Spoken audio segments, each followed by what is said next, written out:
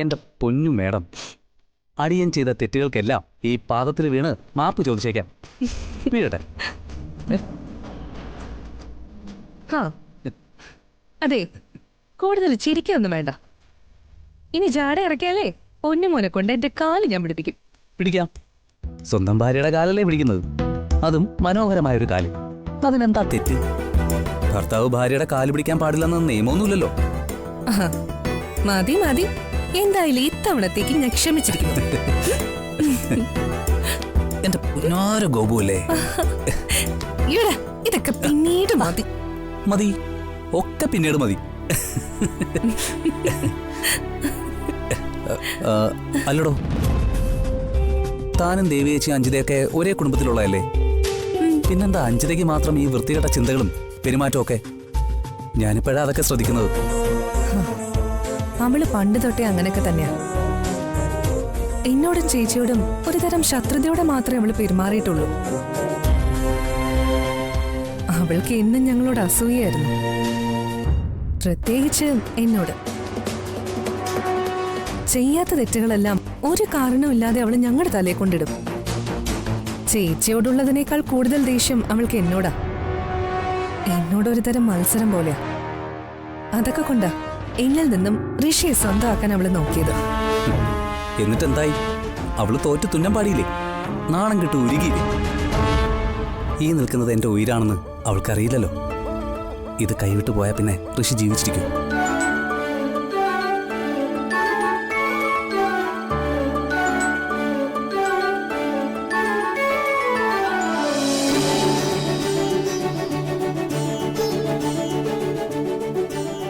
അതെ, താൻ പെട്ടെന്നൊന്ന് റെഡിയായേ. എന്തേ? നമുക്ക് നമ്മുടെ ആ പഴയ റെസ്റ്റോറൻറ്റിൽ പോയി അന്നത്തെ പോലെ ഇത്തിരി നേരം ഇരുന്ന് ഫുഡൊക്കെ കഴിച്ചിട്ട് വരാം. Get ready.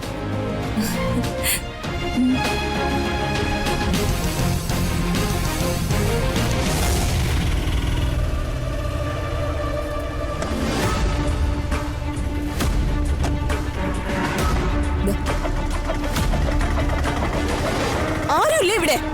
ദേവികേ, ആരുമില്ലെന്ന് ചോദിച്ചത് കേട്ടില്ലേ?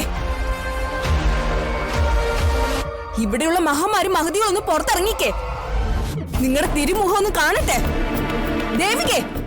ശ്രീകലേ, എന്താ? അപ്പൊ ഇവിടെയുള്ളവരൊന്നും ചത്തു പോയിട്ടില്ല അല്ലേ? വരണം, ഓരോരുത്തരായിട്ട് വരണം. എനിക്ക് എല്ലാവരോടും കൂടെ ചിലത് ചോദിക്കാനുണ്ട്. ശ്രീകല എന്തിനാ ഇങ്ങനെ ബഹളം കൂട്ടുന്നേ? എല്ലാവരും വരട്ടെ. അമ്മേ, എന്താ എന്തിനാ ഇങ്ങനെ ഒച്ചപ്പാടുണ്ടാക്കുന്നേ? ദേവികെ, നീ ഇതിൽ ഇടപെടണ്ട. എനിക്ക് പറയാനുള്ളത് ഞാൻ പറയും. അതെ, ഞങ്ങളുടെ കുടുംബത്തെക്കുറിച്ചും എന്റെ മകളെക്കുറിച്ചും നിങ്ങൾ എന്താണ് കരുതിയിരിക്കുന്നത്? പണവും പൊന്നും പണ്ടവും ഒക്കെ മോഷ്ടിക്കുന്നവരാണെന്നോ? ഞങ്ങൾ കള്ളക്കൂട്ടങ്ങളാണെന്നാണോ നിങ്ങൾ ധരിച്ചിരിക്കുന്നത്? എനിക്കറിയണം, എനിക്കത് ഇപ്പൊ അറിയണം.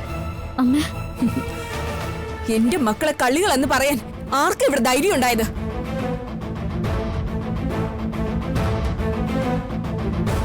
അപ്പൊ അതാണ് വിഷയം. ശ്രീകല ഇത്രയ്ക്ക് കലി തുള്ളേണ്ട കാര്യമൊന്നുമില്ല. ഇവിടുന്ന് ഒരു വൈരമോതിരം കാണാതായി. അപ്പൊ സംശയം തോന്നിയ ആളുകളെ ഞങ്ങൾ അങ്ങ് പരിശോധിച്ചു, അത്രേ ഉള്ളൂ. ഓഹോ, അപ്പോ നിങ്ങൾക്കിതൊരു നിസ്സാര കാര്യമാണല്ലേ? ഇവിടുന്ന് കാണാതായതേ ലക്ഷങ്ങളെ വിലപിടിപ്പുള്ള വൈരമോതിരം. അതിന്റെ മൂല്യത്തെക്കുറിച്ചും മഹിമയെക്കുറിച്ചും ശ്രീകലയോട് പറഞ്ഞാ ശ്രീകലയ്ക്ക് മനസ്സിലാവോ? അതിനുള്ള വിവരവും ബോധവും ഒക്കെ ശ്രീകലയ്ക്കുണ്ടോ?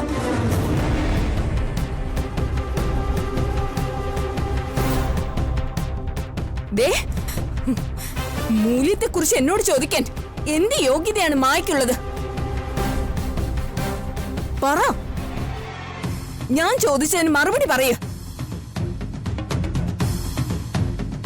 ശ്രീകലെ, പ്ലീസ് ഒന്ന് ക്ഷമിക്ക്, ഒന്ന് സമാധാനിക്ക്. ഞങ്ങൾക്കൊരു തെറ്റുപറ്റിപ്പോയി. ഇത് അറിയാതെ ചെയ്ത തെറ്റൊന്നും അല്ലല്ലോ, നിങ്ങൾ അറിഞ്ഞുകൊണ്ട് ചെയ്തതല്ലേ? ശ്രീകലേ, മനസ്സിലൊരു സംശയം തോന്നിയ അത് മനസ്സിലിട്ട് വളർത്താതെ പെട്ടെന്ന് തന്നെ ക്ലിയർ ചെയ്യുന്നതല്ലേ നല്ലത്. അതുകൊണ്ടാണ് ഞങ്ങൾക്ക് തോന്നിയ സംശയം തീർക്കാൻ വേണ്ടി ഇവര് നിങ്ങളുടെ വീട്ടിൽ വന്ന് വൈരമോതിരം തെരഞ്ഞത്. ഞങ്ങളെ മുഴുവൻ അപമാനിച്ചിട്ട് അത് ന്യായീകരിക്കാൻ ശ്രമിക്കുകയാണോ? ശ്രീകളെ, ദയവ് ചെയ്ത് ഒരു വഴക്കും വിദ്വേഷവും നമുക്കിടയിൽ വേണ്ട. ഞങ്ങൾ ചെയ്തത് തെറ്റ് തന്നെയാണ്, അത് ഞങ്ങൾ അംഗീകരിക്കുന്നു. അതിന് അവിടെ വെച്ച് തന്നെ ഞങ്ങൾ മാപ്പ് പറഞ്ഞതുമാണ്. ആ നേരം സ്ത്രീകൾ അവിടെ ഇല്ലാതായിപ്പോയി. ഇപ്പോൾ എല്ലാത്തിനും ചേർത്ത് ശ്രീകലയോട് ഞങ്ങൾ മാപ്പ് ചോദിക്കുകയാണ്. ശ്രീകല ഞങ്ങളോട് പൊറുക്കണം. അങ്ങനെ പൊറുക്കാൻ എനിക്കാവില്ല. ലക്ഷങ്ങൾ വിലയുള്ള വൈരമോതിരം നഷ്ടപ്പെട്ടു എന്നറിഞ്ഞപ്പോ നിങ്ങൾ എത്രമാത്രം വെപ്രാളപ്പെട്ടു. എല്ലാം മറന്ന് മാന്യതയും മര്യാദയും ഉപേക്ഷിച്ച് നിങ്ങൾ ഞങ്ങളെ അപമാനിച്ചു. അപ്പോ ഒരാളുടെ ജീവനാണ് നഷ്ടപ്പെട്ടെങ്കിലോ?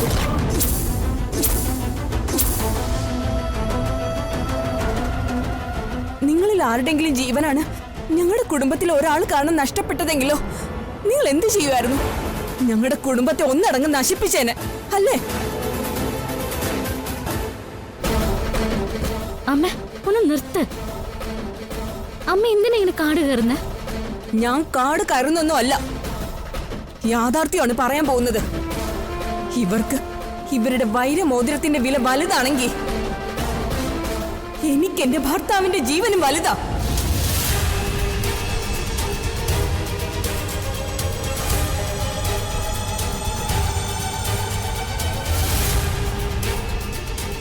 ലക്ഷങ്ങളും കോടികളും കൊണ്ട് അളക്കാൻ പറ്റുന്നതല്ല ആ ജീവന്റെ വില. അതിനേക്കാളൊക്കെ ഒരുപാട് ഒരുപാട് വലുതാ അത്. അത്രയ്ക്ക് വിലയേറിയ ജീവനെ എനിക്കും എന്റെ മക്കൾക്കും നഷ്ടമാക്കിയത് നിങ്ങളുടെ കുടുംബത്തിലെ ഒരാളാ.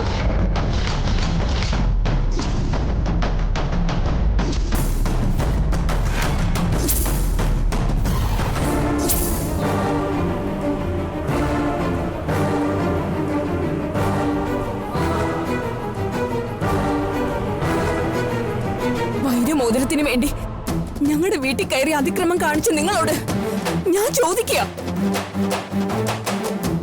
എന്റെ ഭർത്താവിന്റെ ജീവൻ അപഹരിച്ചതിന് പകരം ഞാൻ നിങ്ങളോട് എന്താ ചെയ്യേണ്ടത്?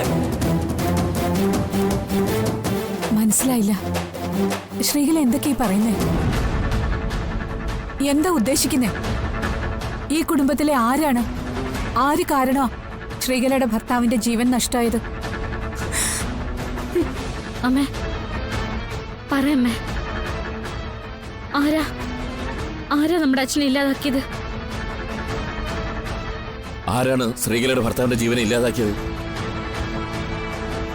പറയമ്മേ, പറയേ, ആരാ നമ്മുടെ അച്ഛനെ ഇല്ലാതാക്കിയത്? നിന്റെ ഭർത്താവ് സിദ്ധാർത്ഥൻ.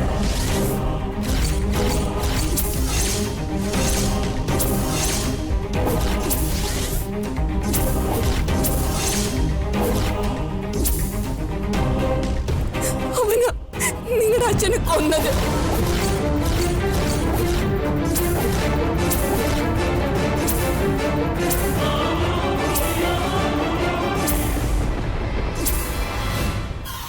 നിങ്ങളുടെ അച്ഛന്റെ കൊലപാതകി എന്റെ മോഹനേട്ടനെ വണ്ടി ഇടിപ്പിച്ച് കൊന്നത് അവനാ.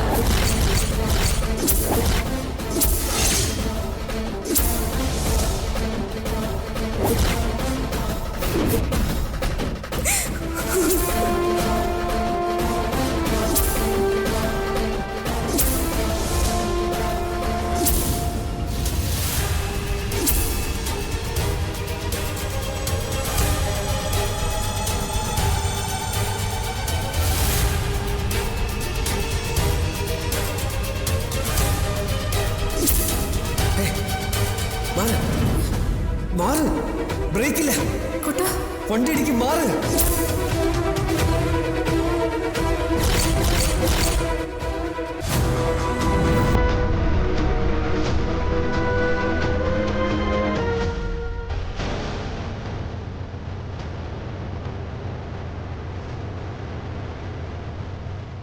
പറ, വൈരമോതിരം കാണാതായതിന്റെ പേരിൽ എന്റെ മക്കളെ കളിയാക്കിയ നിങ്ങളോട് ഞാൻ ചോദിക്കുക, എന്റെ മക്കളുടെ അച്ഛനെ കൊന്ന് നിങ്ങളുടെ മകനെ ഞാൻ എന്ത് ചെയ്യണം? പറ, ഞാൻ എന്ത് ചെയ്യണം?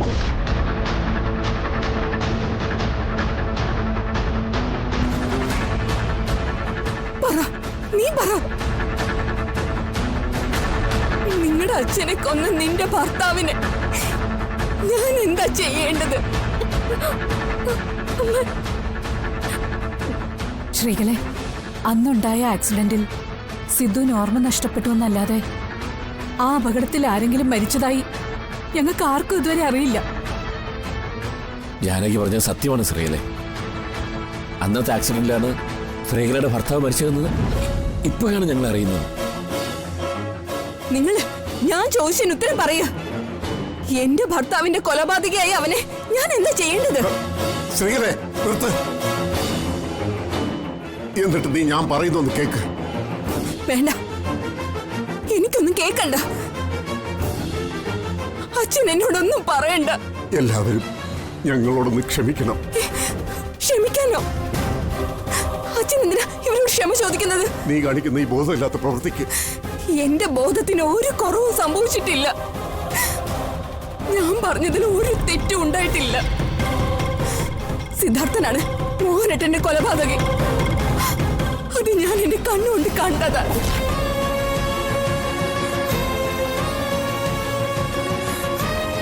സിദ്ധു ഓടിച്ച വണ്ടിയുടെ നിയന്ത്രണം തെറ്റിയതുകൊണ്ടാ അന്ന് ആ അപകടം സംഭവിച്ചത്.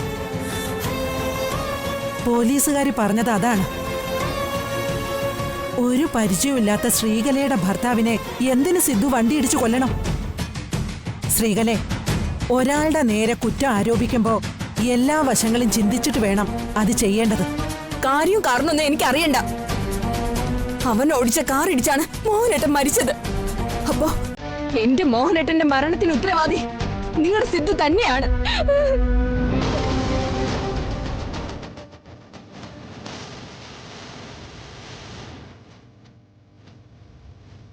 അടക്കാനാവാത്ത വിഷമമുള്ളതുകൊണ്ടാ ഇവള് ഇങ്ങനെയൊക്കെ നിങ്ങളോട് പെരുമാറുന്നത്. ഇവിളി കാണിക്കുന്നതിനൊക്കെ ഞാൻ നിങ്ങളോട് മാപ്പ് ചോദിക്കാം.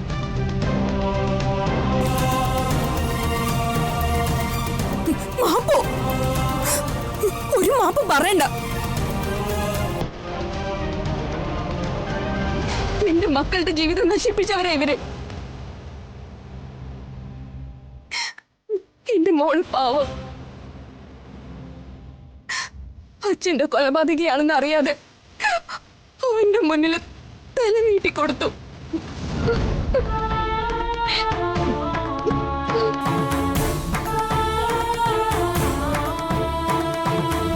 വല്ലാത്തൊരു വിധിയ ഇവർക്ക് കാരണം എന്റെ മോൾക്കുണ്ടായത്. എന്നിട്ടും അച്ഛൻ ഉപദേശിച്ചതുകൊണ്ടും നിർബന്ധിച്ചത് കൊണ്ടും മാത്രമാ ഞാനതൊക്കെ ഉള്ളിൽ ഒതുക്കിയത്. അപ്പോഴാ എന്റെ മക്കളെ ഇവര് മോഷ്ടാക്കളാക്കാൻ നോക്കിയത്.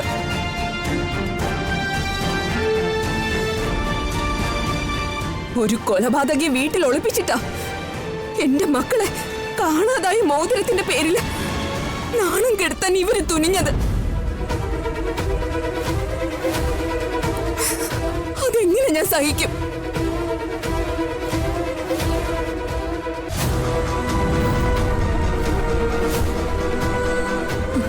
ഇല്ല, അവനെ ഞാൻ വെറുതെ വിടില്ല. എവിടെയാ അവൻ? ഞാൻ പറയുന്നൊന്ന് കേക്ക്. കേക്ക് മോളെ. ഞാൻ പറയുന്നത് കേക്ക്. വേണ്ട. ശ്രീകലേ, ശ്രീകലേ,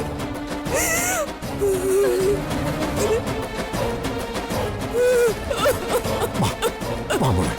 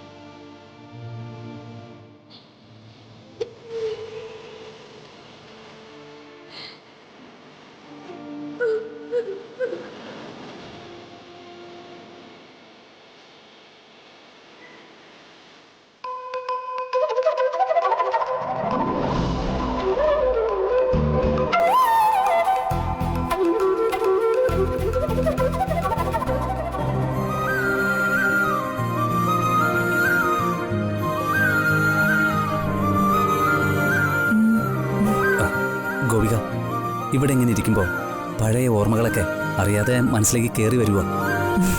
എനിക്കും.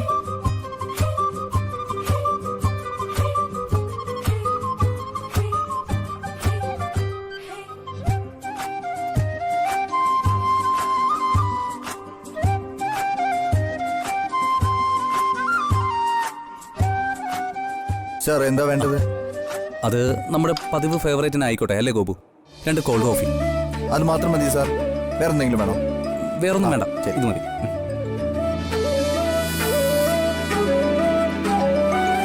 ഏയ്, താനെന്താ ആലോചിക്കുന്നേ? ഒന്നുമില്ല. ആ, അത് കള്ളം എന്തോ ഉണ്ട്. താൻ പറയ്. ഏയ് ഒന്നുമില്ല, സത്യം. എന്നാ ഞാൻ പറയാം. പറഞ്ഞോ. വിവാഹം കഴിക്കാതെ അന്നത്തെ പോലെ എന്നും പ്രണയിച്ച് നടന്നാൽ മതിയായിരുന്നു എന്നല്ലേ താൻ ചിന്തിച്ചേ? എന്താ ഞാൻ പറഞ്ഞ ശരിയല്ലേ? ശരിയാ, പക്ഷെ അത് ഋഷിക്ക് എങ്ങനെ മനസ്സിലായി? അത് തന്നെയാ ഞാനും ചിന്തിച്ചേ.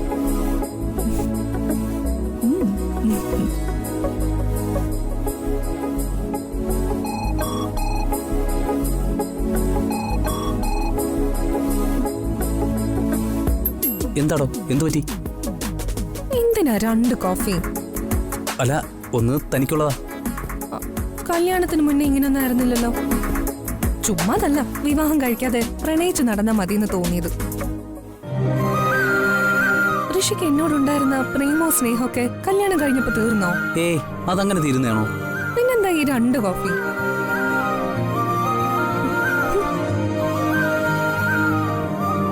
ഓ, അങ്ങനെ.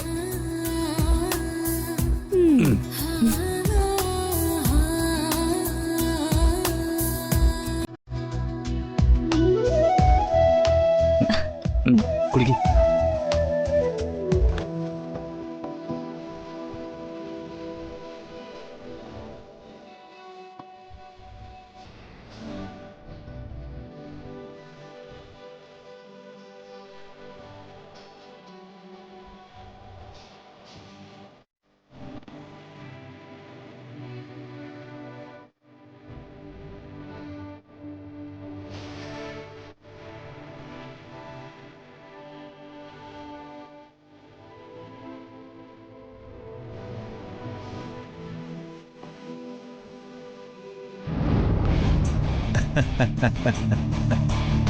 ഇത് ശരിക്കും നമുക്കടുത്ത ജാക്ക്പോട്ടാണ് മായ.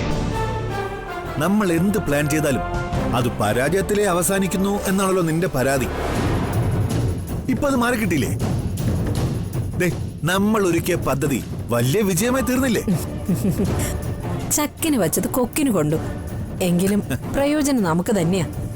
ദേവികയെ കൊടുക്കാൻ വേണ്ടി നടത്തിയ മോതിരത്തിന്റെ പണി പാളിയപ്പോ കഥ അവിടെ അവസാനിച്ചു എന്നാ ഞാൻ കരുതിയേ.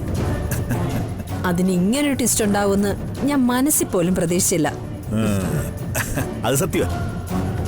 ശ്രീകല ഇവിടെ വന്ന് ഇതുപോലൊരു പൊട്ടിത്തെറി ഉണ്ടാക്കുമെന്ന് ഞാനും കരുതിയില്ല.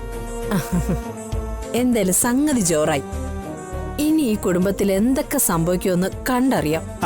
എന്തൊക്കെ സംഭവിച്ചാലും അതൊക്കെ നമുക്ക് അനുകൂലമായിരിക്കും മായേ. അച്ഛന്റെ കൊലപാതകയാണ് സിദ്ധു വന്ന് ദേവിക അറിഞ്ഞ സ്ഥിതിക്ക് ഇനിയും ദേവിക സിദ്ധുവിനൊപ്പം കഴിയാൻ തയ്യാറാവൂ? പറ, ഇനി ദേവിക സിദ്ധുവിനൊപ്പം കഴിയാൻ തയ്യാറാവുമോ എന്ന്? അതിന് സാധ്യതയില്ല. സാധ്യതയില്ല. അവളെന്നല്ല, ലോകത്ത് ഒരാളും സ്വന്തം അച്ഛന്റെ കൊലപാതകയുടെ കൂടെ ജീവിതം പങ്കുവയ്ക്കാൻ തയ്യാറാവില്ല.